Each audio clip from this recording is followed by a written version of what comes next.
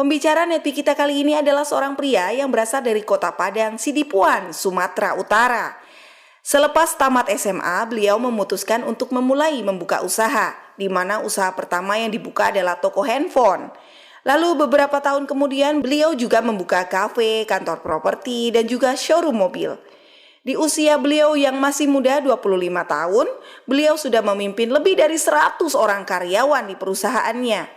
Memiliki banyak usaha dan karyawan tidak membuat beliau puas. Karena semakin berkembang usahanya, semakin besar pula investasi yang diperlukan. Baik itu dari segi materi, waktu, dan juga pikiran. Ini semua jauh dari harapan beliau yang memiliki tujuan awal ingin pasif income melalui semua usaha yang beliau bangun. Beruntung beliau bertemu dengan bisnis Tiens. Setelah melihat bukti dan mempelajari bisnis Tiens, beliau meyakini bahwa bisnis Tiens adalah salah satu jalan untuk bisa mencapai yang namanya passive income. Bersama Tiens, beliau telah mendapatkan free jalan-jalan lebih dari 10 negara, mobil niaga, luxury car, dan jaringan bisnisnya telah tersebar di Indonesia bahkan di luar negeri. Bagaimana proses perjalanan beliau menjalankan bisnis Tiens? Mari kita belajar dari Johan Henry Adrian. Halo Bapak Ibu semuanya. Hari ini kita bersyukur ya, hari ini kita bisa berkumpul di tengah pandemi seperti ini ya, kita masih bisa mengadakan acara CPM di mana Bapak Ibu hari ini saya ucapkan selamat buat Anda yang sudah kualifikasi CP. Ini menandakan bahwa Anda itu selangkah lebih luar biasa dibandingkan orang-orang yang mungkin menjalankan TNC itu hanya untuk jualan dan mendapatkan bonus ya. Ini artinya Anda CP, artinya Anda ikuti sistem Bapak Ibu. Kenapa Anda ikuti sistem? Pasti karena Anda pengen mendapatkan yang namanya aset ya.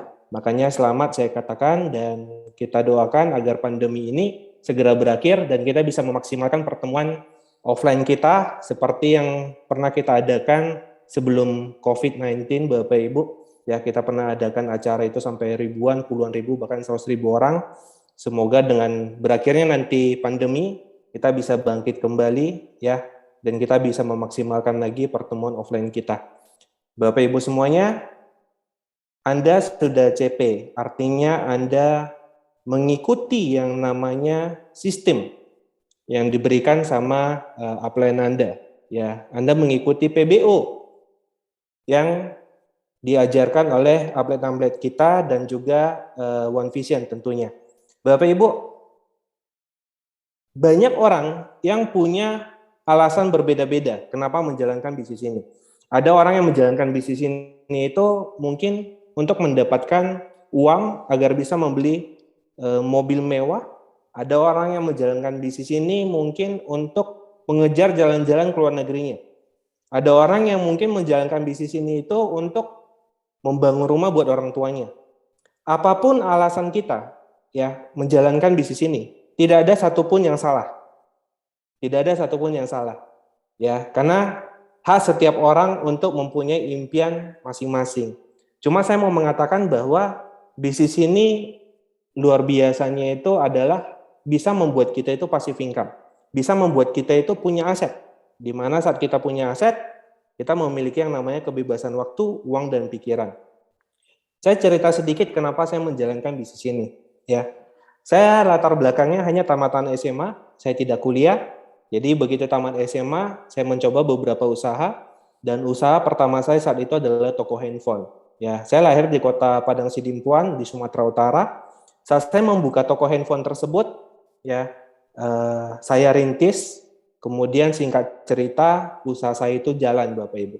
Ya, setiap saya melewati pusat kota, banyak teman-teman dan orang tua teman saya kan, wah ini esmut. Ya, maksudnya eksekutif muda, masih muda, usia 19 tahun, udah punya usaha dan usahanya jalan. Ya, jadi awalnya Bapak Ibu otomatis jika dikatakan diomongin seperti itu pasti bangga ya.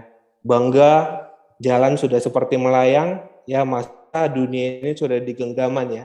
Masih muda, punya usaha, jalan pula. Ya. Hingga singkat cerita, hari berganti hari ya, bulan berganti bulan. Setiap saya membuka laci toko, saya melihat, wah uangnya banyak nih. Ya, saya buka sorenya, wah makin banyak. Saya buka toko handphone itu dari pagi hingga malam. Jadi saya buka malam, makin banyak. Usia 19 tahun, punya duit. Ya, jadi udah sempurna sekali menurut saya ya. Nah, jadi singkat cerita, hari berganti hari, saya memutuskan untuk membeli mobil. Ya, saat itu salah satu mobil yang cukup mewah juga. Saya membeli dari hasil usaha saya itu, saya membeli mobil CR-V saat itu. Ya, mobil CR-V harganya kurang lebih 200 juta saat itu, ya sekitar belasan tahun yang lalu. Nah, jadi saya membeli mobil tersebut, Bapak Ibu, ya dengan bangga saya setiap pagi itu parkir di depan toko saya.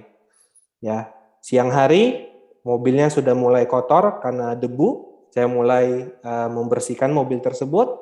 Kemudian sore hari saya lap-lap lagi, ya karena kotor lagi. Malamnya saya masukin mobil ini ke dalam toko saya. Besok paginya saya keluarin lagi mobil ini. Saya parkir di depan. Kenapa hanya parkir? Karena saya harus jaga toko. Ya, siang hari saya lihat sudah mulai berdebu, saya keluar, saya bersihkan lagi. Sorenya berdebu lagi, saya bersihkan lagi, malamnya saya masukin lagi. Tutup toko, saya masukin mobil itu ke dalam toko saya. Besok paginya saya keluarin lagi. Siangnya berdebu, saya lap lagi.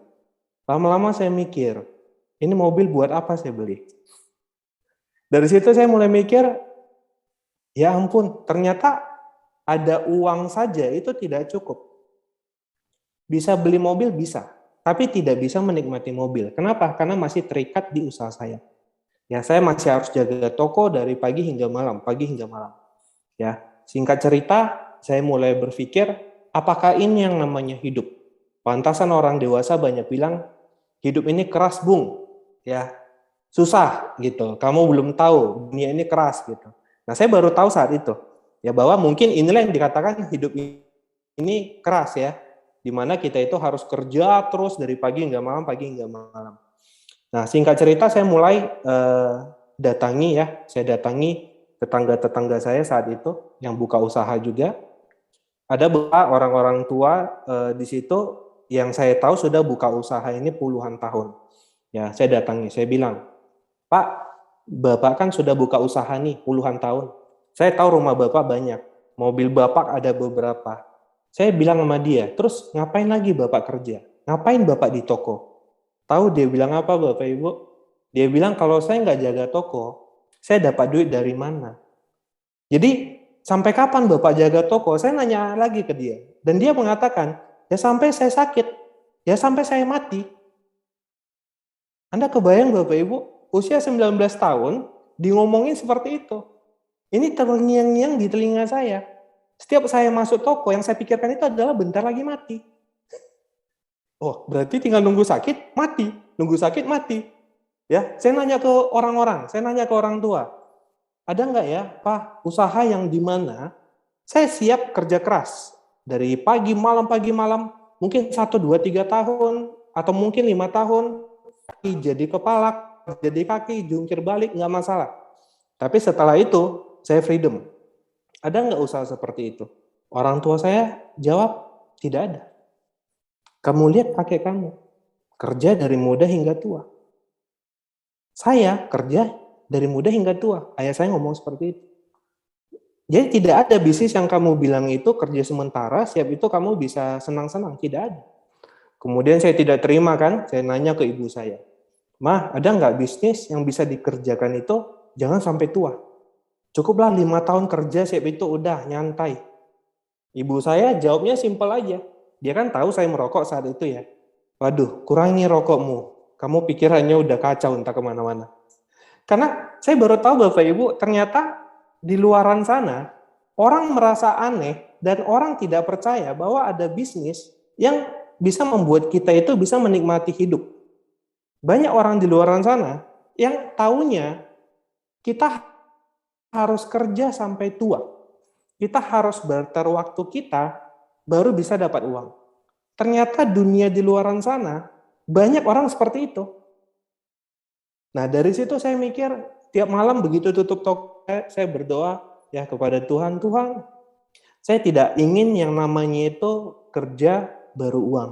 Saya tidak siap sampai tua di toko saya ini Saya tidak mau lahir di kota ini, ya, sekolah di kota ini, menikah di kota ini, punya anak di kota ini, tua di kota ini, meninggal di kota ini.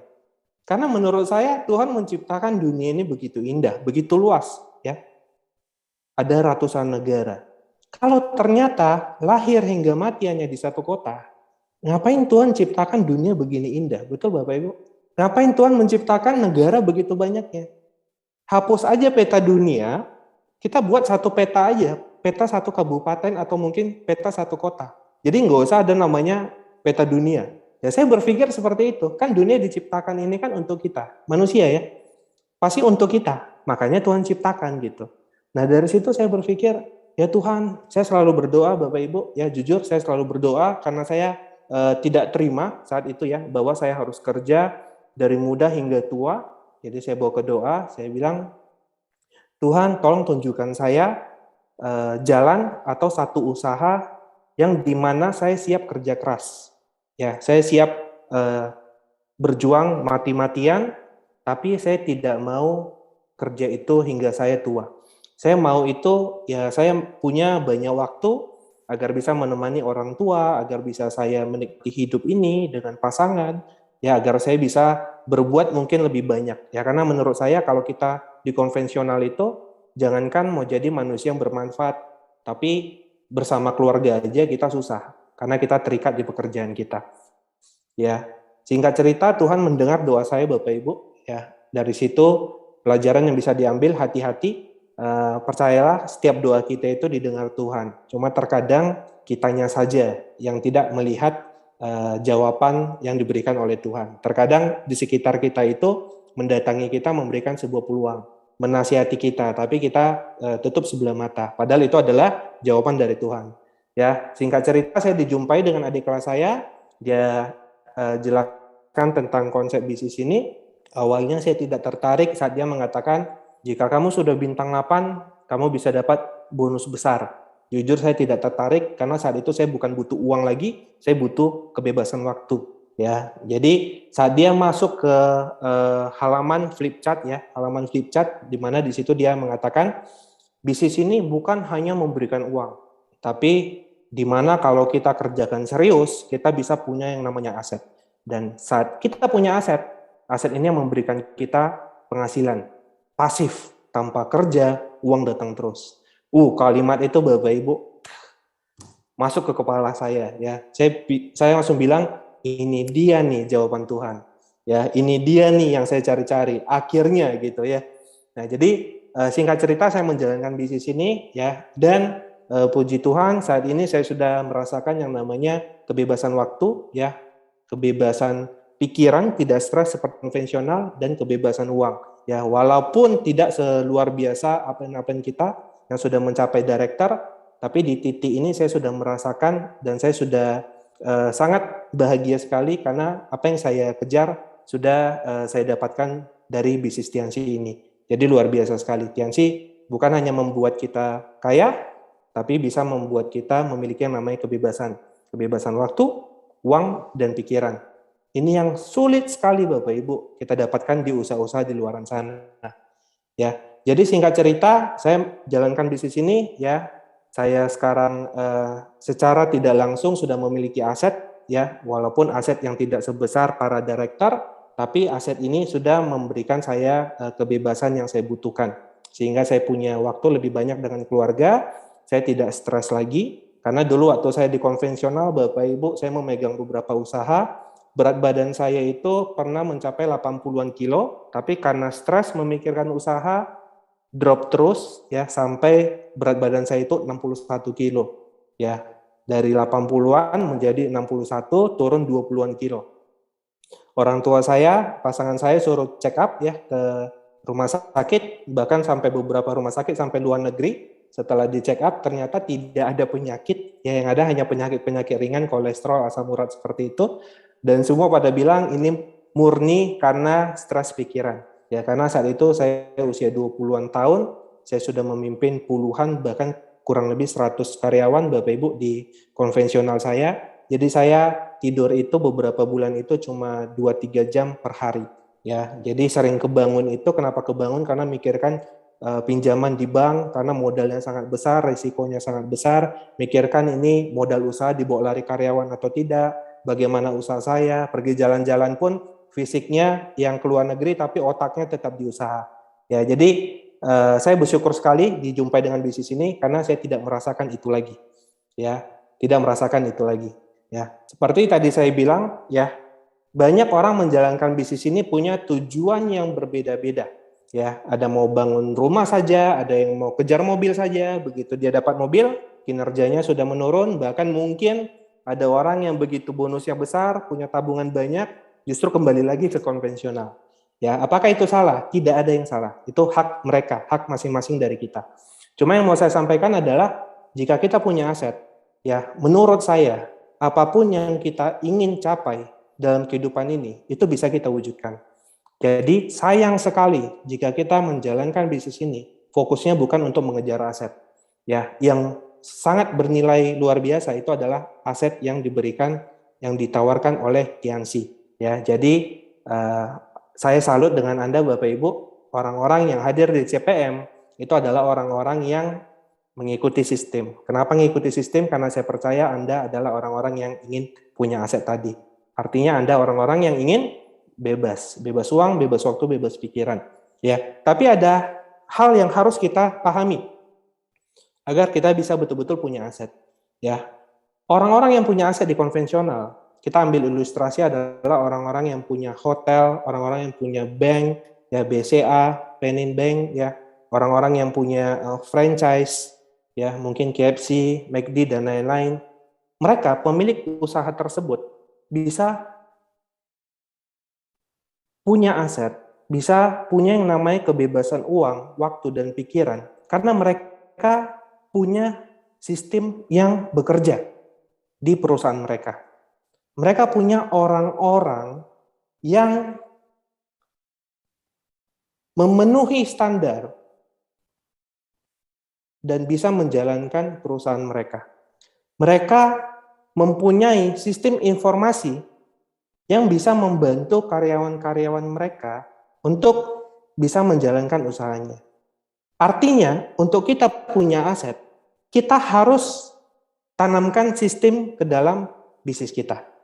Untuk Anda punya aset di Tianxi, Anda harus tanamkan sistem tersebut di jaringan Anda.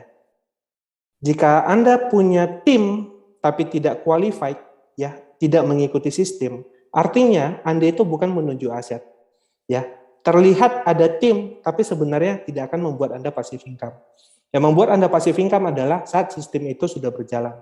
Ya, sistem ini Bapak Ibu yang membuat orang-orang yang punya bank, orang pemilik Lipo Group mungkin Mokhtar Riyadi, kenapa dia bisa punya rumah sakit, kenapa dia bisa punya universitas, kenapa dia bisa punya mall, ya kenapa dia bisa punya hotel, karena ada sistem yang bekerja.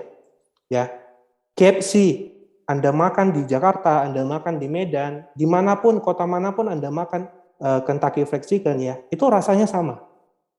Kenapa KFC bisa nyebar ke puluhan mungkin ratusan negara? Karena punya sistem yang mereka gampang duplikasi.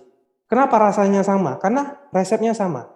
Dengan resep sama, dengan cara melayani customer caranya sama, cara mengelola tempatnya sama, karena semuanya sama, maka mudah diduplikasi sehingga mudah membuka cabang.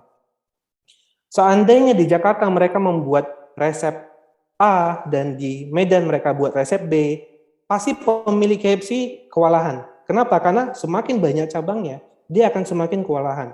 Dia akan memikirkan resep masing-masing cabang. Itu tidak mungkin. Kenapa? Franchise yang besar, perusahaan yang besar, yang punya cabang banyak, kenapa bisa berkembang dengan begitu cepat? Karena ada sistem sederhana yang mudah diduplikasi. Ya, intinya agar Anda mudah paham, sistem ini adalah seperti sebuah bahasa. Indonesia terdiri dari beberapa suku, ya, mulai dari Aceh sampai Papua, terdiri dari beberapa suku, beberapa bahasa daerah. Anda bayangkan seandainya tidak ada bahasa Indonesia. Orang Batak ketemu orang Jawa ngomong bahasa daerah masing-masing. Orang Batak pakai bahasa Batak, orang Jawa pakai bahasa Jawa. Tidak akan ada yang namanya komunikasi. Kenapa? Karena satu sama lain tidak paham. Tapi dengan munculnya sistem yang dibuat pemerintah kita, yaitu bahasa Indonesia, maka kita berbagai suku bisa nyambung saat ngobrol karena ada bahasa Indonesia. Begitu juga dengan bisnis ini Bapak Ibu. Jika Anda nggak ikuti sistem apa? 773, kita akan kewalahan dalam membesarkan yang namanya aset. Saya ambil satu contoh. Saat kita punya grup 1, 2, 3, atau mungkin 10 orang, dan kita mau mengajari mereka bagaimana cara buat home meeting, bagaimana cara buat daftar nama, bagaimana cara buat janji, kita masih sanggup untuk mendatangi mereka one on one. Kita masih kuat. Tapi saat kita punya jaringan ratusan, ribuan, bahkan puluhan ribu orang, kita nggak akan kuat. Bagaimana caranya agar kita bisa menghandle ini semua? Yaitu dengan memanfaatkan sistem, memanfaatkan 773. Apa yang ada di 773? Apa yang ada di 7 langkah? Yaitu salah satunya alat bantu, yaitu starter pack. Dengan kita ikuti sistem, salah satunya menggunakan alat bantu starter pack. Saat kita mau mengajarkan ribuan tim kita bagaimana cara bangun home meeting, temu janji, dan buat daftar nama, kita tinggal ngomong satu kalimat. Pergi beli starter pack. Saat mereka beli starter pack, mereka pelajari starter pack, mereka paham apa yang harus dikerjakan di awal ini. Hanya dengan kalimat itu. Pergi beli starter pack, selesai tugas kita. Kita kumpulkan ribuan orang, ngajari mereka, cukup bilang, punya starter pack, Anda akan bisa menjalankan bisnis ini dan Anda akan mengerti apa yang harus dikerjakan di awal. Sederhana sekali. Itulah kekuatan sistem Bapak Ibu. Jadi jika kita menanamkan sistem ke dalam tim kita, disinilah kita akan bisa punya aset yang besar. Tidak usah buat jurus-jurus yang luar biasa Bapak Ibu. Jurus luar biasa, Anda bisa jalankan, Anda bisa jelaskan, tapi belum tentu bisa diduplikasi dengan baik. Ingat, One Vision sudah mendapatkan penghargaan sebagai support system terbaik di dunia. Artinya apa? Sudah terbukti. Ya, kita sudah One Vision sudah banyak membuktikan banyak leader-leader hebat yang lahir karena sistem One Vision. Ya, banyak orang-orang yang sudah sukses, yang sudah punya rumah miliaran, yang punya mobil mewah, punya penghasilan besar, itu karena sistem yang ada di One Vision. Jadi tidak usah buat jurus-jurus baru Bapak Ibu. Ini adalah sistem yang sudah terbukti bisa membuat Anda betul-betul passive income. Ya, 773. Dan fungsi dari 773 ini ada fungsinya masing-masing yang harus kita pahami. Ya, saya merangkum ini, nanti Anda bisa konsultasi dengan upline Anda juga. Yang pertama adalah 7 langkah. 7 langkah seperti kita tahu, saya nggak jelaskan secara detail. Di 7 langkah itu ada impian dan sikap, pakai produk, buat daftar nama, buat janji temu, presentasi, tindak lanjut, alat bantu. Bapak Ibu, 773. Masing-masing ini punya fungsinya tersendiri. 7 langkah, fokusnya itu fungsinya untuk apa? Menurut saya, ya Anda boleh konsultasi lagi. 7 langkah ini berfokus untuk membantu kita menghasilkan omset dan tim, new apps, member baru. Ya, di 7 langkah ini kita diajarkan untuk pakai produk. Ya, dan jika ini terduplikasi dengan tim kita, maka akan terjadi namanya omset. Ya, kemudian kita diajarkan untuk buat daftar nama, prospecting, kita diajarkan temu janji, presentasi, dan follow up. Jika ini kita lakukan secara konsisten, maka otomatis akan ketemu member-member baru dan akan ketemu tim-tim baru yang akan membuat jaringan kita semakin lebih besar. Jadi 7 langkah ini punya fokusnya, yaitu untuk menghasilkan omset dan menghasilkan tim. Ya, jadi saat Anda merasa, wah, saya pengen punya omset lebih besar, ya, saya pengen punya tim yang lebih besar lagi, maka perbanyaklah lakukan 7 langkah, perbanyak presentasinya, tambah terus daftar namanya, perbanyak apa yang ada di 7 langkah. Ya, Anda mau naikkan omset, perbanyak tuh pakai produk, perbanyak tim Anda yang jadi user pakai produk, otomatis Anda akan omsetnya bertambah.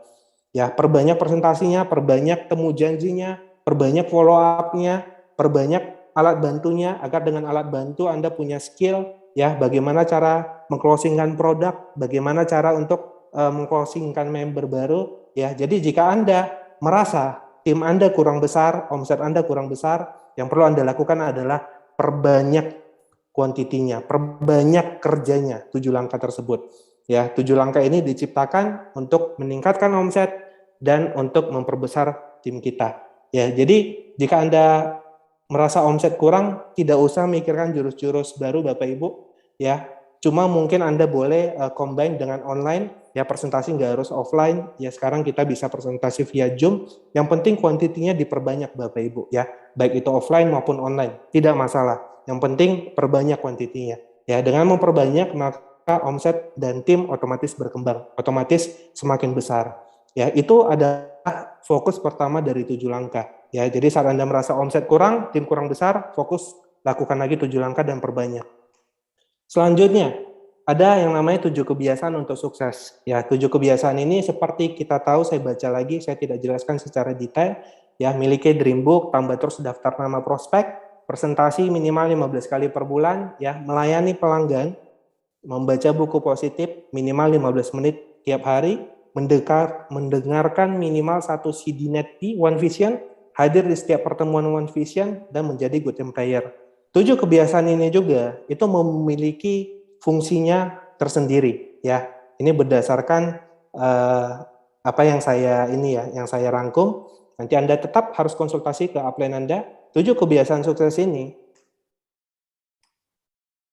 membantu kita untuk bisa melahirkan leader-leader baru di tim kita. Regenerasi leader. 7 kebiasaan ini namanya adalah kebiasaan. Leader artinya pemimpin, ya. Sama seperti kalau Anda ditanya, Anda pengen punya grup yang mentalnya itu prajurit semua atau jenderal semua. Pasti Anda akan mengatakan Anda pengen jenderal semua. Anda pengen orang-orang hebat semua yang ada di tim. Dan kita tahu orang-orang hebat yang ada di dunia atau bahkan orang-orang yang dianggap legend, ya, baik itu di dunia olahraga maupun bisnis. Mereka ini adalah orang-orang yang selalu melakukan kebiasaan berulang-ulang. Ya, Mike Tyson, jago tinju, ya, tiap hari dia latihan terus. Michael Jordan, basket, tiap hari lempar bola sampai ribuan kali. Pebisnis terbiasa baca buku setiap hari, belajar terus setiap hari. Orang hebat, mungkin di bidang olahraga sepak bola, latihan terus pasti setiap hari. Orang-orang yang legend, orang-orang yang hebat di dunia, itu berawal dari melakukan kebiasaan yang terus mereka lakukan tanpa henti. Dari nggak hebat menjadi hebat karena melakukan kebiasaan tersebut. Ya, 7 kebiasaan sukses yang diajarkan ke kita, baca buku dengan NetP, hadir pertemuan. Awalnya, tanpa disadari, Anda nggak akan merasakan manfaatnya. Anda paksa baca buku sampai ngantuk, Anda dengan NetP, Anda merasa kayaknya tidak terlalu bermanfaat. Tapi percaya Bapak Ibu, jika Anda lakukan terus, lama-lama Anda akan menjadi terbiasa, Anda akan menjadi leader, bahkan Anda menjadi legend mungkin ke depannya di dunia Tianxi, ya. Kenapa? Karena kebiasaan-kebiasaan itu. Tidak ada orang hebat yang tidak melakukan kebiasaan. Jadi 7 kebiasaan sukses, ini perannya adalah untuk regenerasi leader. Jadi jika Anda katakan, kenapa Pak omset saya besar? Ya, kenapa Pak tim saya banyak? Tapi kenapa peringkat saya tinggi? Tapi rasanya seperti saya ini semakin disibukkan. Kok makin tinggi peringkat, bonus memang besar, omset besar, tim berkembang. Tapi kenapa rasanya saya itu semakin sibuk? Kalau saya nggak turun, tim saya hancur. Kenapa? Mungkin, coba cek 7 kebiasaannya. Mungkin tidak dilakukan oleh tim. Sehingga mereka tidak terasah leadership-nya, mereka tidak bertambah wawasannya, mentalnya nggak kuat karena tidak hadir pertemuan. Coba cek 7 kebiasaannya. Ya, jadi jika Anda merasa peringkat tinggi, bonus besar, tapi kerjanya kok makin sibuk, ya berarti ada yang salah. Ingat Bapak Ibu, kita di sini bangun aset, tujuannya adalah bebas waktu. Yang benar adalah peringkat makin tinggi, harusnya kerja kita itu makin berkurang. Dan kita bisa memilih kapan mau kerja, kapan tidak. Ya, tapi jika peringkat tinggi, tapi semakin kewalahan, coba dicek apakah jumlah leadernya sudah cukup banyak. Jika merasa kurang, ya coba cek 7 kebiasaannya. Mungkin 7 kebiasaannya tidak dilakukan. Ingat, legenda di dunia manapun, dunia olahraga, bisnis sekalipun, itu pasti punya yang namanya kebiasaan sukses. Ya, jadi jangan sepele Bapak Ibu. Di awal saat latihan pasti tidak langsung menjadi legend. Tapi karena latihan terus-menerus tahun ganti tahun bahkan sampai puluhan tahun, orang biasa baru berubah menjadi legenda. Itu karena kebiasaan yang terus dilakukan. Karena itu 7 kebiasaan ini mari kita bangun di dalam tim kita, mulai dari kita, agar kita semakin bagus ya, memiliki yang namanya leadership, sehingga kita bisa punya aset yang besar. Ingat, kita bisa punya aset yang besar jika kita sudah pantas. Jika kita belum pantas, Tuhan pun tidak akan memberikan aset yang besar. Karena itu pantaskan diri, mulai dari kita dulu melakukan kebiasaan-kebiasaan ini. Itu fungsi dari 7 kebiasaan sukses. Selanjutnya adalah 3 prinsip dasar. 3 prinsip dasar ini adalah pondasi kita di bisnis ini. Kenapa ada orang yang pernah besar, pernah punya tim yang sangat kuat, ya, tapi tiba-tiba rontok, ya, tiba-tiba hilang entah kemana. Itu mungkin karena pondasinya nggak kuat. Pondasi di bisnis kita ini adalah 3 prinsip dasar. Saat kita sudah punya omset yang besar, tim yang banyak, kita sudah punya leader yang banyak, tapi jika tidak melakukan 3 prinsip dasar ini, tidak ada lagi yang namanya edifikasi upline, edifikasi downline. Kita merasa seperti Superman, ya, kita merasa hebat, tidak perlu edifikasi upline lagi. Maka bisnis kita akan hancur. Kenapa? Karena saat kita besar, kita punya tim yang banyak. Tidak mungkin satu orang bisa menghandle timnya ribuan sampai puluhan ribu orang. Tidak mungkin. Jika dia tidak edifikasi upline-nya, dia tidak edifikasi pertemuan, dia tidak edifikasi alat bantuan vision, dia tidak edifikasi yang namanya downline-nya, dan dia hanya edifikasi diri sendiri, maka dia tidak akan sanggup membantu timnya yang puluhan ribu orang ini.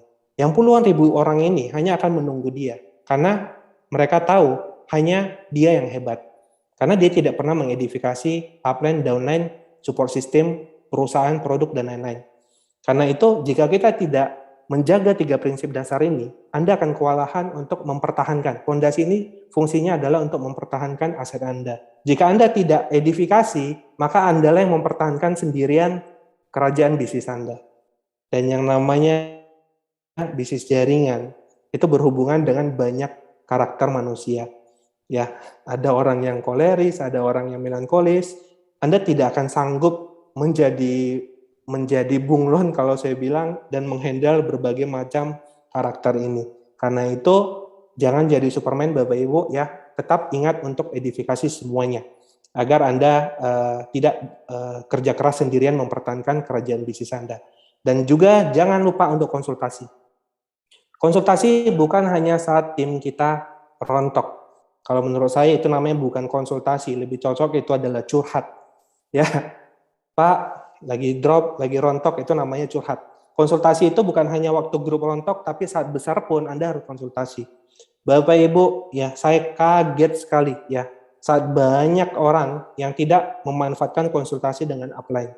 Di luaran sana perusahaan-perusahaan besar itu untuk konsultasi dengan konsultan itu bayarnya itu mahal, ya, bukan jutaan, bukan ratusan juta, miliaran, bahkan puluhan miliar.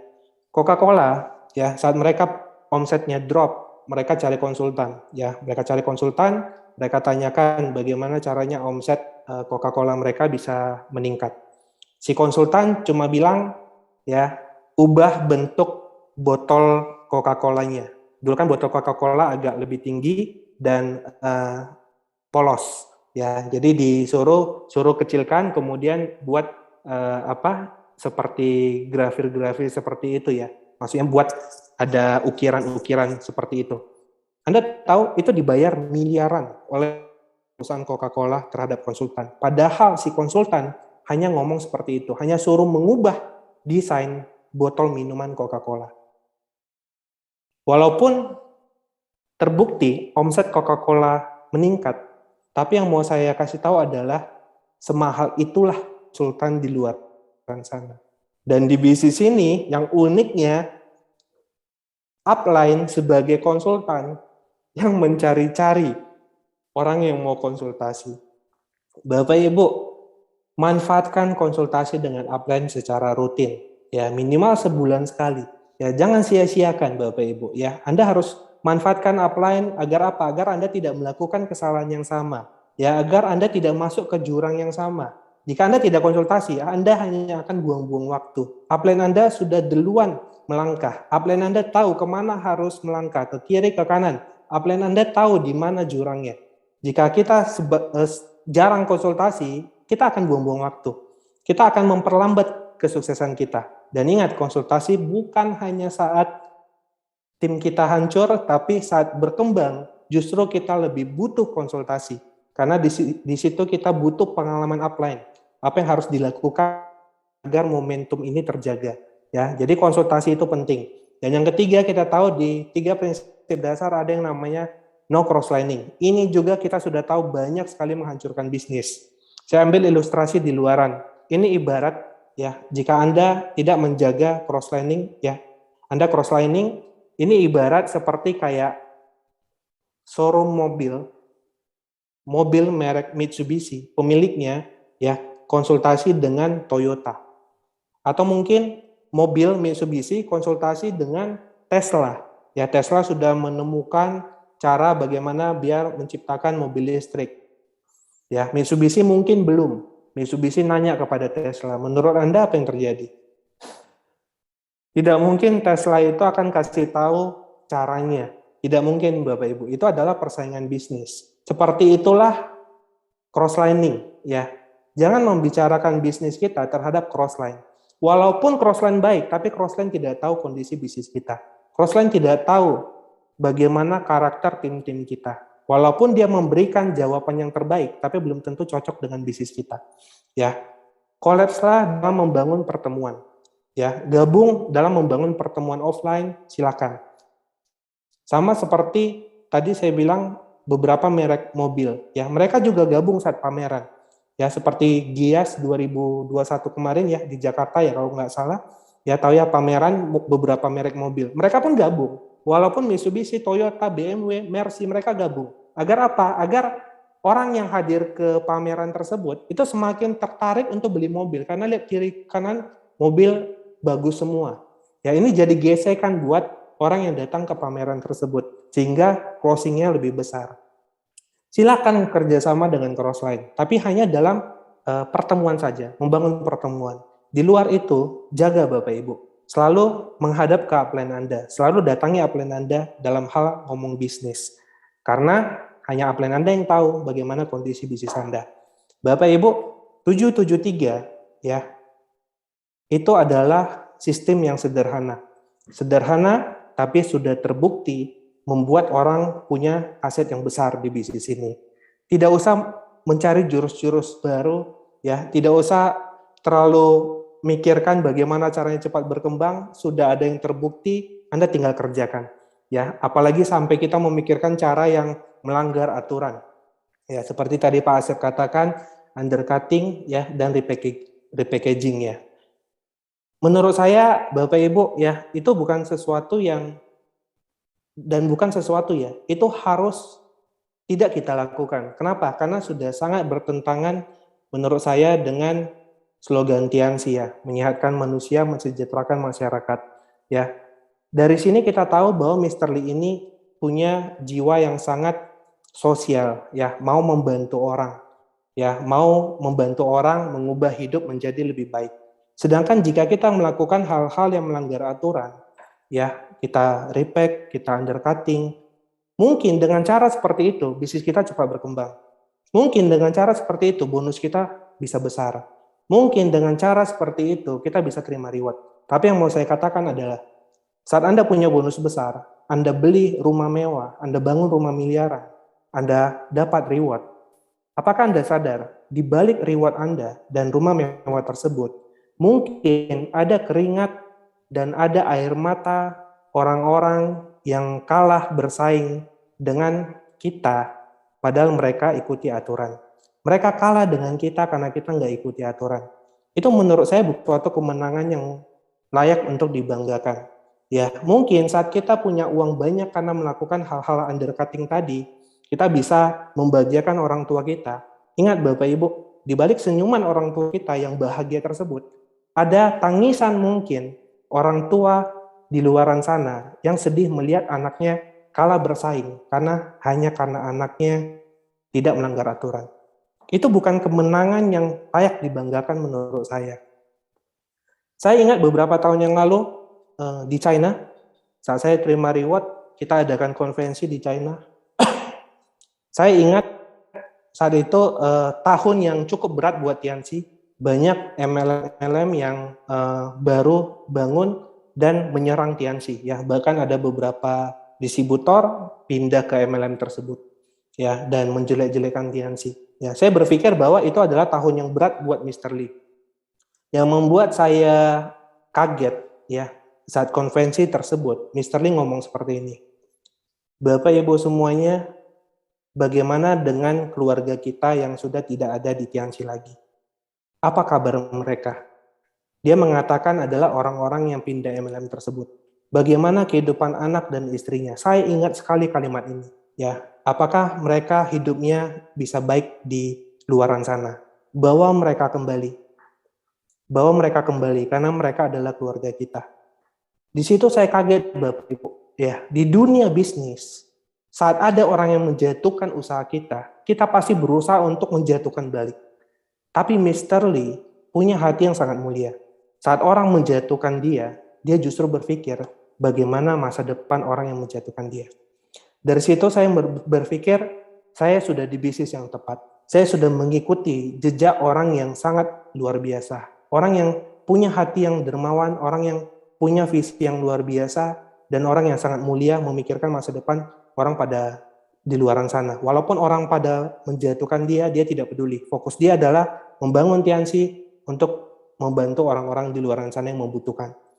Saat kita melakukan pelanggaran-pelanggaran tersebut, Bapak Ibu, menurut saya kita mengkhianati visi dan misi pemilik perusahaan Tianxi. Ya, dia itu sangat mulia sekali.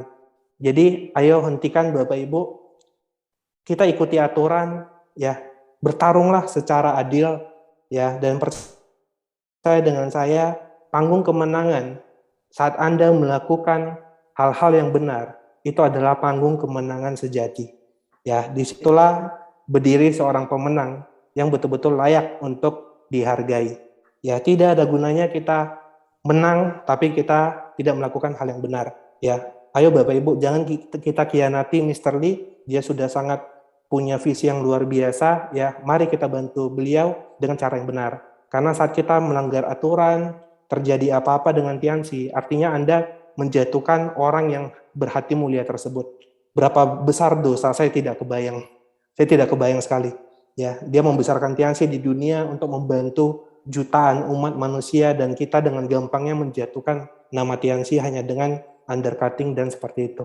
Menurut saya pikiran terlalu sempit jika kita hanya fokus bagaimana untuk kaya, bagaimana untuk terima reward. Terlalu sempit Bapak Ibu.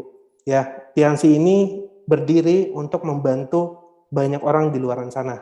Ya, jangan hanya pikirkan diri kita sendiri. Mari kita jalankan Tianxi ini untuk berbagi dengan sesama. Ya, kita ikuti jejak upline kita ikuti jejak Mr. Lee, Bapak Ibu. Percayalah, walaupun sakit, walaupun hancur lebur, tapi percayalah, saat kita melakukan sesuatu yang benar, Tuhan pun tidak akan membiarkan kita sendiri. Percaya Bapak Ibu, jika kita menjalankan sesuatu yang benar, berkah itu pasti turun tepat pada waktunya. Anda nggak usah Bapak Ibu, ya, mau sesulit apapun, mau sehancur apapun, jika kita melakukan benar, jika kita memantaskan diri, percaya kita juga pasti akan berdiri di panggung kemenangan. Bapak Ibu, ya, dari semua yang saya bahas hari ini, ya, saya mau nambahkan satu hal, bahwa sebutir telur, ya, jika pecah dari dalam, maka akan menghasilkan yang namanya kehidupan. Ya, tapi jika dipecahkan dari luar, dia tidak akan hidup, dia tidak akan menjadi apa-apa. Ya, hari ini materi sudah kita berikan, tapi kembali lagi, jika Anda mau hidupnya berubah, bukan upline Anda yang menentukan perubahan itu. Ya, bukan masalah bagaimana teknis yang bagus, bagaimana cara closing yang bagus, bukan teknis itu yang akan mengubah Anda, tapi harus mau berubah, mau komitmen, mau fokus. Anda harus punya itu semua, dan itu harus berasal dari diri Anda sendiri. Ya, ini kita mau berganti tahun. Ya, kita mau berganti tahun. Bentar lagi 2022. Coba sekilas malam ini Anda lihat kembali apa yang sudah ada perubahan dalam hidup kita. Apa yang sudah ada perubahan dalam keluarga kita. Bagaimana kondisi orang tua kita. Bagaimana kondisi pasangan dan anak kita. Ya, jangan buang-buang waktu Bapak Ibu. Ya, kita sudah di bisnis yang luar biasa, bukti sudah banyak, ya. Tidak patutnya lagi kita setengah-setengah jalankan bisnis ini. Fokus di bisnis ini Bapak Ibu. Di luar sana banyak hal yang bisa membuat kita kaya. Tapi menurut saya, bisnis ini bukan hanya membuat kita kaya, tapi bisa membuat kita itu membantu banyak orang lagi untuk bisa berubah hidupnya lebih baik. Bisnis ini sangat mulia sekali. Ya, karena itu jangan setengah-setengah Bapak Ibu. Dan terakhir dari saya mau kasih sebuah ilustrasi, ya. Semoga ilustrasi ini bisa menambah komitmen Anda menjalankan bisnis ini. Jika hari ini saya memberikan kepada Anda sebuah berlian, ya. Saya perlihatkan kepada Anda sebuah berlian, kemudian saya kasih Anda pegang berlian tersebut. Anda pegang, dan di samping Anda mungkin ada teman Anda yang mengerti soal berlian. Dia cek berlian tersebut, dan ternyata berlian tersebut harganya itu adalah puluhan miliar. Setelah Anda pegang, Anda cek, Anda kembalikan ke saya. Dan saya katakan kepada Anda bahwa berlian ini yang harganya puluhan miliar, yang sudah Anda pegang, yang sudah Anda cek, dan benar ini ada berlian yang mahal, berlian ini akan saya lempar ke tumpukan pasir yang ada di sudut ruangan. Ya, di sudut ruangan Anda bayangkan ada tumpukan pasir yang sangat besar. Ya, saya bilang berlian ini akan saya lempar masuk ke dalam tumpukan pasir. Kemudian saya katakan kepada Anda, siapapun Anda yang mendapatkan berlian tersebut senilai puluhan miliar akan menjadi milik Anda. Jika saya mengatakan seperti itu Bapak Ibu, apa yang Anda lakukan? Saya percaya semua akan menjawab, akan lari ke tumpukan pasir tersebut dan mencari berlian tersebut. Akan berlomba-lomba mencari berlian tersebut. Anda pasti akan gila-gilaan menggali, bahkan mungkin kalau nggak ada sekop, mungkin Anda akan gali tumpukan pasir itu menggunakan tangan Anda. Mungkin walaupun tangan Anda berdarah, Anda nggak peduli. Kenapa? Karena Anda jelas melihat saya melempar berlian harga puluhan miliar ke tumpukan pasir. Dan Anda tidak mau kalah bersaing dengan orang-orang yang ikut menggali berlian tersebut. Saya percaya itu yang akan Anda lakukan. Dan saat Anda menggali Bapak Ibu, jika ada teman Anda atau keluarga Anda tiba-tiba mendatangi Anda, mereka nanya, kamu ngapain sih gali-gali pasir? Lalu Anda jawab, saya mencari berlian. Apa yang kira-kira dikatakan Anda? Pasti mereka bilang, tidak mungkin ada berlian di situ. Apalagi harganya kamu bilang puluhan miliar, tidak mungkin. Sudahlah, ayo ikut kami pergi makan. Jika teman Anda mengajak Anda pergi makan, apakah Anda ikut mereka pergi makan? Dari sekian banyak orang yang saya tanya, mereka menjawab, tidak mungkin Pak, kami tinggalkan tumpukan pasir itu. Pasti kami suruh teman kami dan keluarga kami pergi, kami tetap menggali. Betul Bapak Ibu, siapapun jika ditanya akan terus menggali, karena dia pengen mendapatkan berlian yang harga puluhan miliar itu. Kemudian jika pasangan Anda tiba-tiba datang, bilang ke Anda, ayo kita malam mingguan. Kalau nggak malam mingguan, nanti kita putus loh. Kira-kira kalau itu terjadi, apa yang Anda lakukan? Mungkin Bapak Ibu, mungkin banyak orang yang akan memilih, nggak apa-apa putus deh. Yang penting saya cari terus berlian tersebut, begitu dapat saya belikan dia mobil, palingan dia mau balik lagi. Pasti banyak orang berpikir seperti itu. Bapak Ibu, kenapa Anda melakukan itu? Karena Anda sudah memegang berlian itu, Anda sudah melihat bahwa berlian itu berharga, bahwa berlian itu sangat mahal. Sayang jika Anda tidak mendapatkan berlian itu. Makanya Anda nggak peduli, apapun kata orang, apapun kata pasangan Anda, apapun kata orang tua Anda nggak peduli. Yang Anda pikirkan adalah fokus mencari sampai ketemu berlian itu. Pasti orang lakukan itu.